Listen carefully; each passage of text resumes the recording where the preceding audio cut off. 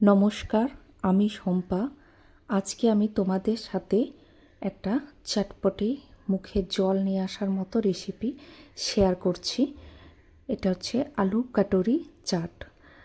যদি আমার রেসিপিগুলো তোমাদের ভালো লেগে থাকে তাহলে অবশ্যই আমার চ্যানেলটাকে সাবস্ক্রাইব করে দিও আরও নতুন নতুন রেসিপি দেখার জন্য। তাহলে চলো দেখে নিই কীভাবে বানালাম এই রেসিপিটা। তো এখানের মধ্যে আমি আলু নিয়ে নিয়েছি, আলুটাকে ভালো করে ছুলে ধুয়ে নিয়েছি। এখানে আমি 4টের মতো আলু নিয়েছি। আলুটাকে আমি গ্রেট করে নিচ্ছি।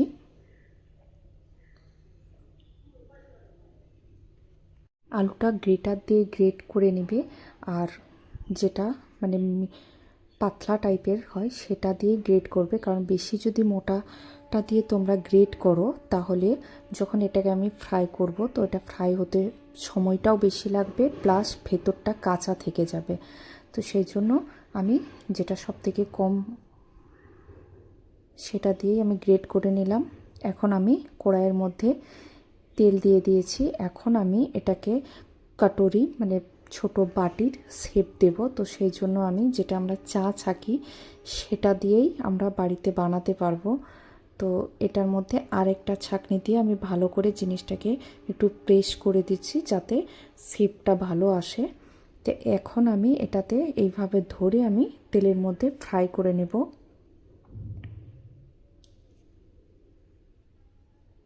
দেখো এখানে আমার ফ্রাই হয়ে গেছে। তো দেখতেই পাচ্ছ কাটরি বাটির শেপ চলে এসেছে ছোট্ট সাইজের। এইভাবেই তোমরা সবগুলো ভেজে নেবে। এখন আমি পেঁয়াজটা কেটে নিচ্ছি ছোট ছোট করে টুকরো করে। কাঁচা লঙ্কাও নিয়ে নিচ্ছি। এখানে আমি 2টোর মতো পেঁয়াজ নিয়েছি। একটা টমেটো ছোট ছোট করে কেটে নিচ্ছি। কাঁচা লঙ্কাও দিয়েছি একটার মতো। তোমরা তোমাদের যে পরিমাণে ঝাল খাবে সেরকমভাবে তোমরা লঙ্কাটা দিবে।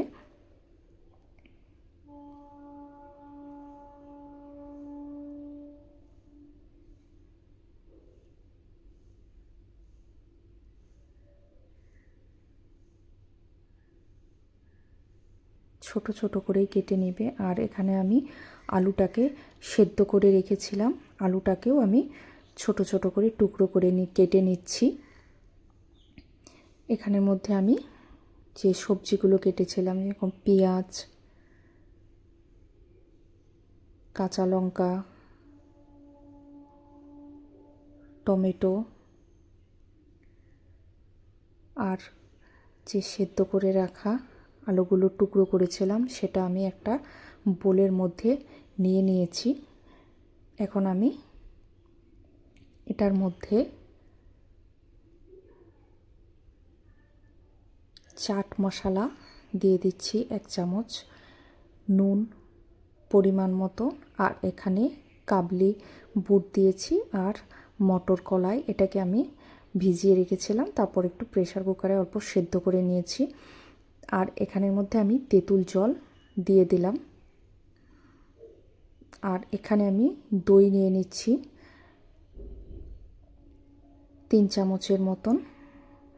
আর এখানে আমি একটু নুন আর জিরের গুঁড়ো দিয়ে এটাকে ভালো করে মিশিয়ে নেব।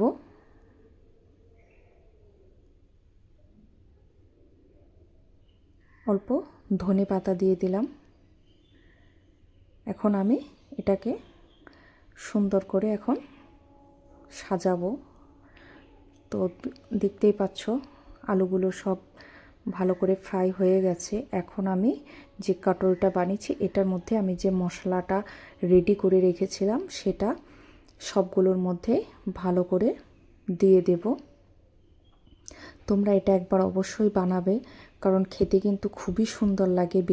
বিকালে যদি তোমরা টিফিন করতে চাও একদম চটপটি টেস্টি একদম। তো একবার অবশ্যই ট্রাই করবে। এটা আমার রিকোয়েস্ট রইল তোমাদের সবার কাছে, খেয়ে অবশ্যই ভালো লাগবে।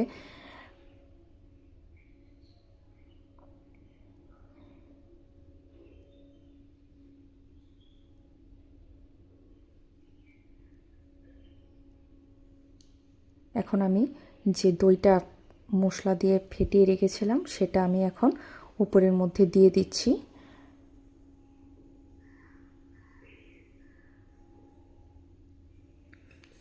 তোমরা চাইলে দইয়ের পরিমাণটা একটু বেশিও দিতে পারো।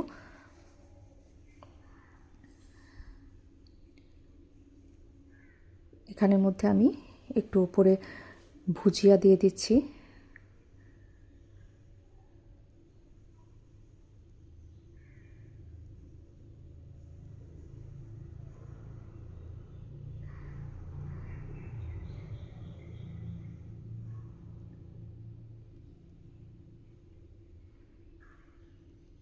আর উপরে টুকরো করে কেটে রাখা টমেটো দিয়ে দিচ্ছি, দেখতে যাতে সুন্দর লাগে, তো সেই জন্য। আমার সাথে থাকার জন্য অনেক অনেক ধন্যবাদ।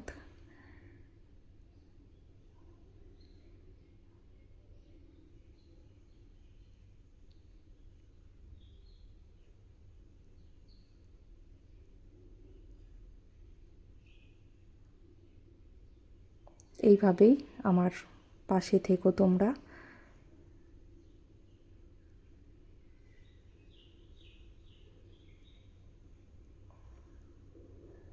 খেতে কিন্তু খুবই সুন্দর হয়েছিল।